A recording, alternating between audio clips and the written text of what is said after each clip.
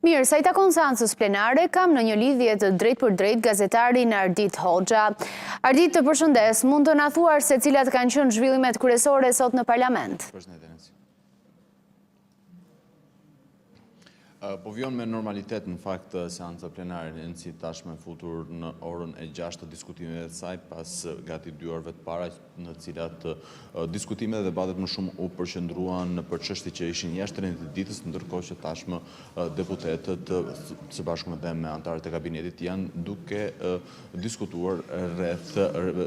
pikave të rendit të ditës. Sigurisht her pas here seanca është tensionuar dhe ka pasur debate të forta mes opozitës dhe maxhorancës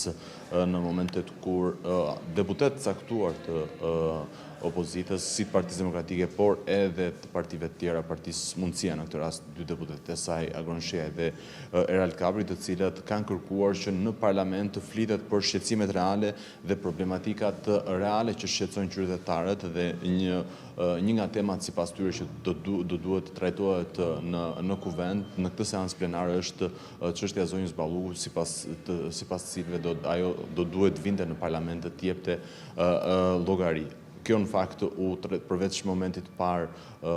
ku u rrëzua dhe kërkesa e opozitës për interpelancë me kryeministrin, her pas here është risjell nga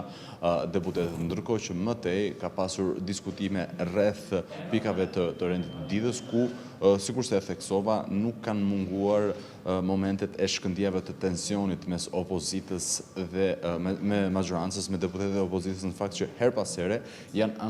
ankuar për një anësi në drejtimin e kuvendit dhe për mohim të drejtave të tyre, qoftë në artikulimin e asaj se ata çfarë duan të diskutojnë në parlament, por gjithashtu edhe temave që ata duan të trajtojnë pa ju imponuar nga drejtuesja e kuvendit zëvendësja e zotit Peleshi, Klodiana Spahiu. Për të veçuar është edhe përplasja në distancë me deklarata mes deputetës Partisë Demokratike Jorita Tabaku dhe ministrit të financave në lidhje me paqen fiskale, me zonjën Tabaku e cila kërkoi llogari nga ministri i financave sepse nuk është bërë publike lista e përfituesve të kësaj paqe fiskale, ndërkohë që ministri nga ana tjetër e cilësoi këtë kërkesë jo të mbështetur në ligj dhe se shkelen të drejtat e privatësisë së personave që përfitojnë. Kjo për disa minuta në fakt shkaktoi dhe tension me përfshirjen e kreut të grupit parlamentar Demokrat Gazmend Bardhi nga njëra anë dhe nga ana tjetër të disa deputetëve të Partisë Socialiste, kryesisht deputet të rinj, por sigurisht edhe me suportin e zotit Balla, kreu i grupit parlamentar socialist. Ashtu sikur se e theksova Nensi, kjo seancë e cila ka filluar që prej orës 10, pritet që të jetë maraton, njëjtë me seancën e mëparshme ndoshta, për shkak të rendit të mjaft të ngarkuar të pikave që kanë të, janë 13 projekt ligje dhe 3 projekt vendime të cilat do duhet të kalojnë dhe të miratohen në